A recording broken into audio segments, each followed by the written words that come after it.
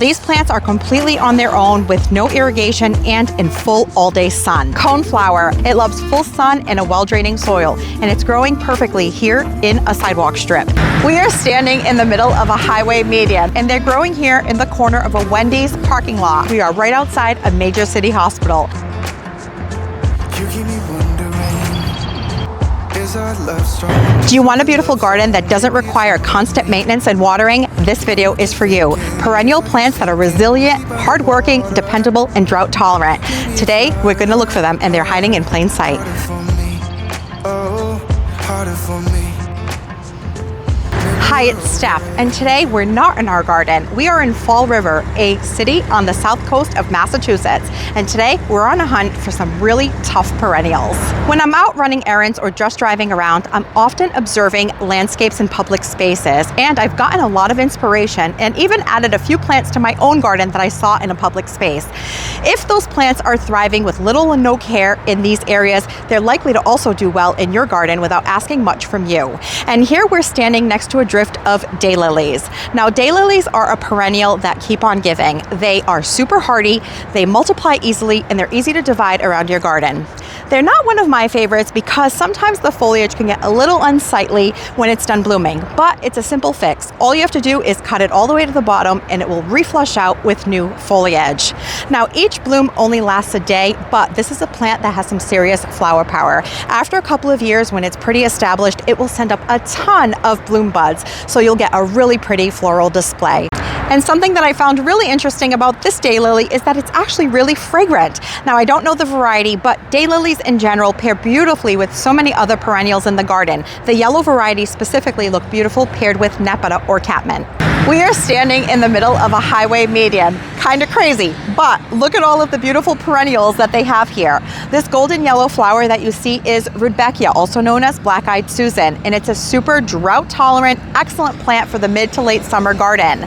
You also have some low-growing ornamental grasses that offer some texture and movement. Again, drought-tolerant and thriving in this median.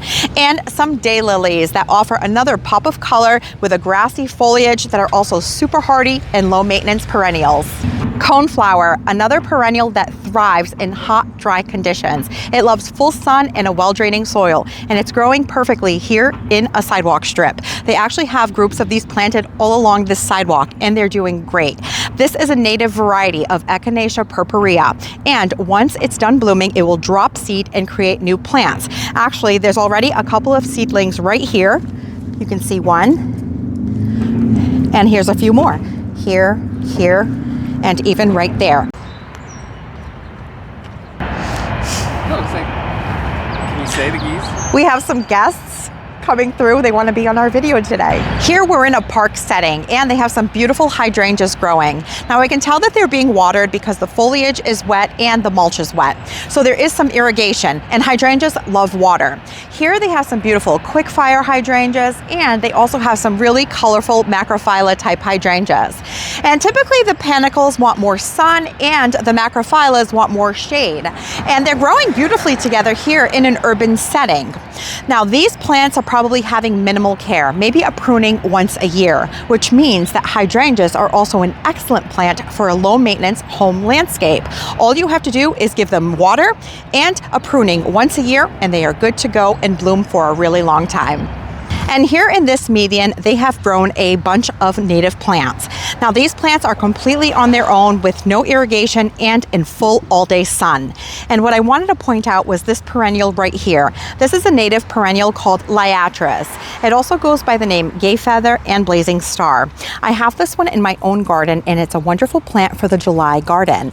It likes it hot and dry. It has these purple bottle brush blooms. The pollinators, like the bees and butterflies, absolutely love it. And it self-seeds, which means over time it'll spread around your garden and you'll get more with little to no effort.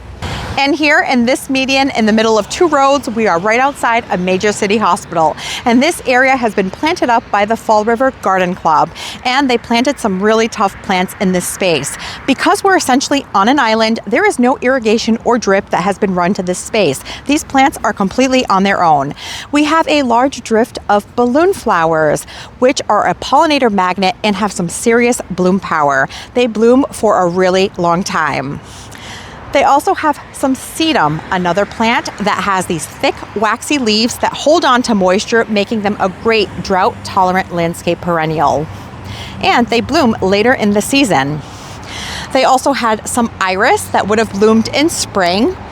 In the center, they have an Alberta spruce to provide year-round interest.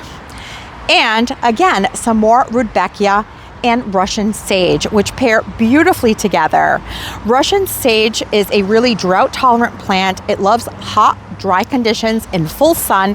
The pollinators love it. It has a lovely fragrance, and you can see that the golden color of the rudbeckia is so complementary with that purple color of both the balloon flowers and the Russian sage. And right here you can see so many beautiful panicle hydrangeas. Now there is drip irrigation set to these. They look like a variety of panicle, perhaps the little lime or the limelight prime, but they are performing beautifully here in this public space with little maintenance. Hydrangeas do need water, but other than that, they provide such a long season of interest, and look how beautiful these look. Here in this park, underneath the shade of this oak, you can see that they have a shade-loving perennial that is also really hardy, hostas. They have a big drift of hostas. They're actually done blooming at this point. There's still a couple of bell-shaped blooms. They come in shades of lavender and white, and the pollinators absolutely love them. If you look deeper into the bed, they also have some daylilies. Now, daylilies typically need more sun, and they're growing in combination with some hosta, which prefer shade.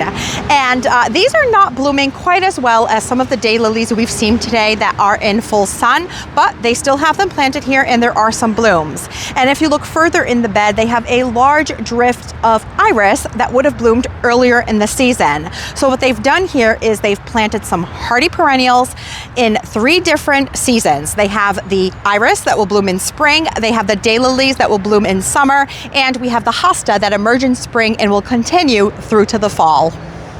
Here in this strip of sidewalk, let's see what they have growing. Some cone flowers as well as some daylilies. They also have potentilla, which is a shrub-like perennial with these little flowers that come in shades of white and yellow. Very drought tolerant, very low maintenance. They also have some blue fescue, which is a gorgeous steely blue colored ornamental grass that sends up these plumes that look like wheat as we get into midsummer. And they also have some more rudbeckia. So as you can see, lots of really pretty, hardworking perennials that are really drought tolerant.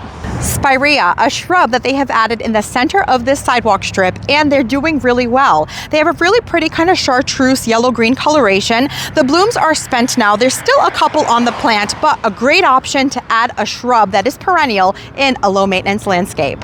Right here is a large pollinator bed, which has plants that are super drought tolerant, but also support our pollinators. And they have some helianthus growing, which is also known as false sunflower. Right around the corner here, they have some yarrow, also known as achillea, which is an excellent perennial for a drought tolerant landscape. This variety is the moonshine. It has a really pretty steely blue fern-like foliage and yellow blooms. They also have coreopsis growing right here, which is a perennial that looks very much like the annual Cosmo.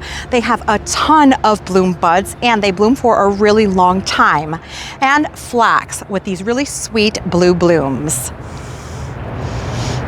Knockout roses, a tough as nails landscape shrub rose, and they're growing here in the corner of a Wendy's parking lot, surrounded by hot asphalt in all-day sun with no water or irrigation that I can see. These are an excellent rose. I actually grow them in my own garden. They're super hardy and really low maintenance. These have a ton of new foliage, and they're loaded with buds. Now, roses love a well-draining soil and really hot sun, so this is the perfect application for them. So if you're looking for a rose that's super low maintenance, the knockout rose might be a good option.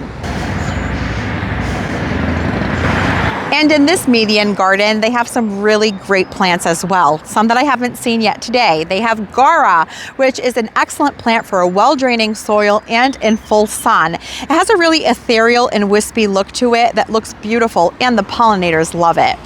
They also have echinops, or blue globe thistle, that I actually grow in my own garden. It has a really unique sphere-shaped bloom in a beautiful shade of blue, and the pollinators also love it. Another really drought-tolerant perennial. and the knockout rose, a really tough landscape shrub rose that is thriving in this area with little to no maintenance. It is getting watered by the weather, and it has lots of new foliage and tons of buds on it. And a couple of perennials on this end that are currently past their prime but still looking relatively good is some nepeta, also known as catmint. It has a minty fragrance on the foliage, which means the deer and rabbit stay away from them. The pollinators also love them, and they have these really pretty purple blooms. They typically start blooming in spring, and they pair beautifully with things like roses and peonies.